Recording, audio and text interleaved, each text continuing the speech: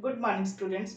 Today's topic is types of test in English. English language में हम students की performance को या उनकी प्रोग्रेस को टेस्ट करने के लिए कौन कौन सी जो टेस्ट हैं, किस टाइप की जो टेस्ट हैं वो कंडक्ट कर सकते हैं या ऑर्गेनाइज कर सकते हैं, जिसके थ्रू हम स्टूडेंट्स की प्रोग्रेस को इफेक्टिवली इवेल्युएट कर पाएं, उनकी जो स्कॉलिस्टिक अचीवमेंट्स हैं या उनकी जो एजुकेशनल अचीवमेंट्स हैं उनको हम मेजर कर पाएं। तो हम इंग्लिश लैंग्वेज की अगर हम बात करें, इंग्लिश लैंग्वेज में अगर हमने स्टूडेंट्स को इवेल्युएट करना है, असेस करना है, तो हम जो 3 टाइप्स के टेस्ट हैं वो ऑर्गेनाइज कर सकते हैं, कंडक्ट कर सकते हैं स्टूडेंट्स की प्रोग्रेस को टेस्ट करने के लिए। फर्स्ट है ऑब्जेक्टिव टाइप टेस्ट, नेक्स्ट है short answer type test and essay type test. अपने आज के लेक्चर में हम ऑब्जेक्टिव टाइप टेस्ट्स को डिटेल में डिस्कस करेंगे कि ऑब्जेक्टिव टाइप टेस्ट क्या होते हैं।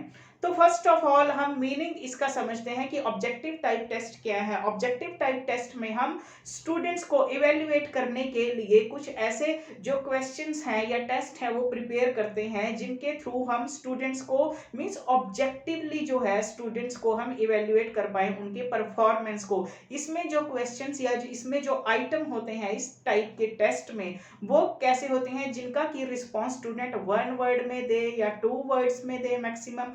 मींस इसमें क्या है, कोई लेंथ जो है वो स्पेसिफाई नहीं होती आंसर्स की, जो स्टूडेंट के रिस्पॉन्सेज हैं उनकी, या फिर इनमें 1 वर्ड 2 वर्ड का भी रिस्पॉन्स नहीं होता। इनमें क्या है, हम स्टूडेंट्स को कुछ अल्टरनेट्स दे देते हैं, कुछ चॉइसेस दे देते हैं, कुछ ऑप्शंस दे देते हैं, जिन पे स्टूडेंट ने सिर्फ टिक करना होता है राइट ऑप्शन पे। इसके थ्रू हम मींस बिना किसी पक्षपात के, बिना किसी बायस्डनेस के, बिना जो एग्जामिनर है उसके थॉट्स के या उसकी नॉलेज के प्रभाव के बिना हम स्टूडेंट्स को ऑब्जेक्टिवली जो है वो इवेल्युएट कर सकते हैं, उसकी जो परफॉर्मेंस है उसको सही तरीके से असेस कर सकते हैं।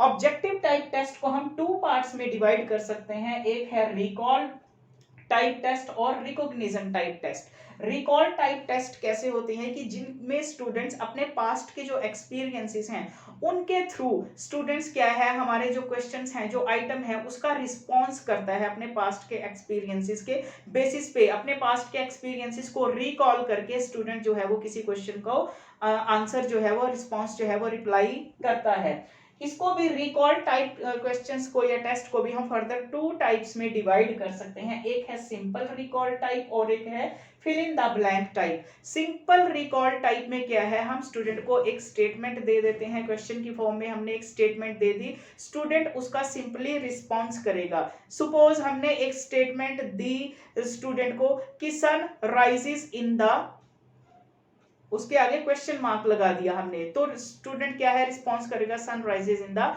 ईस्ट। इस टाइप के जो सिंपल रिकॉल टाइप क्वेश्चंस हैं वो हम स्टूडेंट्स को, इनके थ्रू स्टूडेंट्स की प्रोफिशिएंसी को किसी भी टॉपिक के रिगार्डिंग जो है वो टेस्ट कर सकते हैं। नेक्स्ट है fill in the blank type. इसमें क्या है, हम फिल इन द ब्लैंक की फॉर्म में स्टूडेंट को कुछ जो है वो स्टेटमेंट या क्वेश्चन दे देते हैं, उसके further fill in the blank जो है वो स्टार्ट करने से पहले ऊपर जो है वो कुछ हम उसको वर्ड्स दे देते हैं कि इन वर्ड्स के थ्रू उन्होंने जो ब्लैंक है उसको फिल करना है। सपोज इसका क्या एग्जांपल है फिल इन द ब्लैंक का, कि मैंने स्टूडेंट्स को कुछ ऊपर कुछ जो है वो ऑप्शंस दे दिए, जिनमें से चूज करके एक वर्ड जो है वो उस ब्लैंक में फिल करना है, और नीचे एक मैंने स्टेटमेंट दे दी कि I invited him dash T. ऊपर जो है वो रिस्पॉन्स मैंने दे दिया, टू आ सकता है इस ब्लैंक में, मींस एन आ सकता है, ऑन आ सकता है, एट आ सकता है। तो स्टूडेंट जो एक डिजायर्ड, जो एक रिक्वायर्ड, जो एक सही करेक्ट जो है वो रिस्पॉन्स होगा उसको चूज करके इस फिल इन द ब्लैंक में फिल कर देगा कि I invited him to tea, means to आ जाएगा इसमें। इस टाइप के fill in the blank type के क्वेश्चंस जो है वो हम इसमें दे सकते हैं स्टूडेंट्स को। नेक्स्ट जो आता है वो है रिकॉग्निशन टाइप क्वेश्चंस या रिकॉग्निशन टाइप टेस्ट भी हम स्टूडेंट्स के ऑर्गेनाइज कर सकते हैं। ये भी ऑब्जेक्टिव टाइप का ही एक पार्ट है।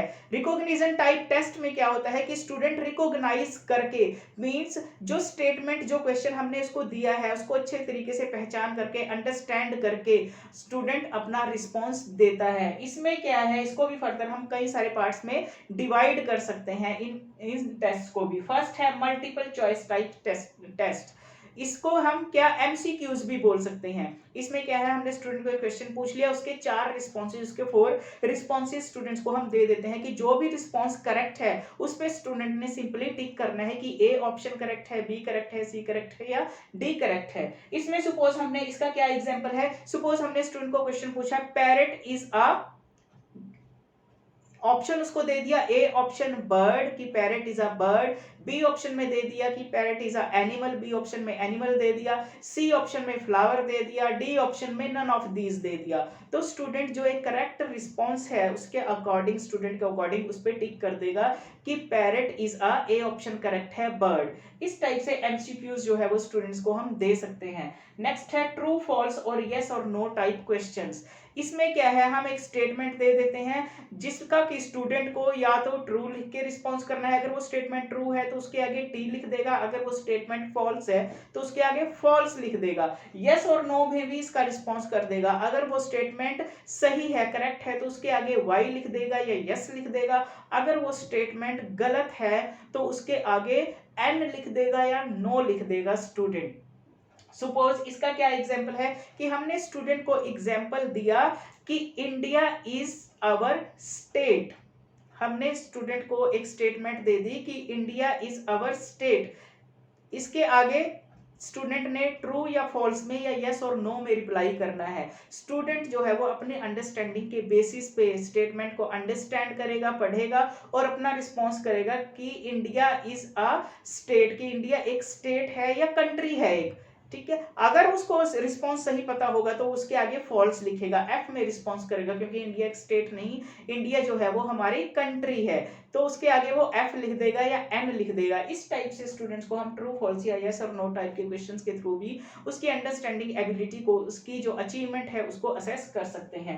नेक्स्ट है मैचिंग टाइप क्वेश्चंस। इसमें क्या है, स्टूडेंट को करेक्टली मैच करना होता है। इसमें जो है ए कॉलम, 2 कॉलम्स में हम स्टूडेंट्स को जो है वो कंटेंट प्रोवाइड करते हैं। एक ए कॉलम के अंदर भी हमने कुछ आइटम्स जो है वो उनके नेम लिख दिए, बी कॉलम में कुछ आइटम्स हैं उनके नेम लिख दिए, तो स्टूडेंट ने ए कॉलम को बी कॉलम के साथ मैच करना है, करेक्ट जो रिस्पॉन्स है उसको उसके साथ मैच करना है। सपोज हमने जो है वो स्टूडेंट को दे दिया कि इसके क्या क्या एग्जाम्पल है इसका, कि हमने ए कॉलम में कुछ वर्ड लिख दिए, सपोज एक वर्ड लिख दिया हमने सिट लिख दिया, एक वर्ड लिख दिया सैड, और बी में क्या है, एक वर्ड लिख दिया हैप्पी, एक वर्ड लिख दिया स्टैंड।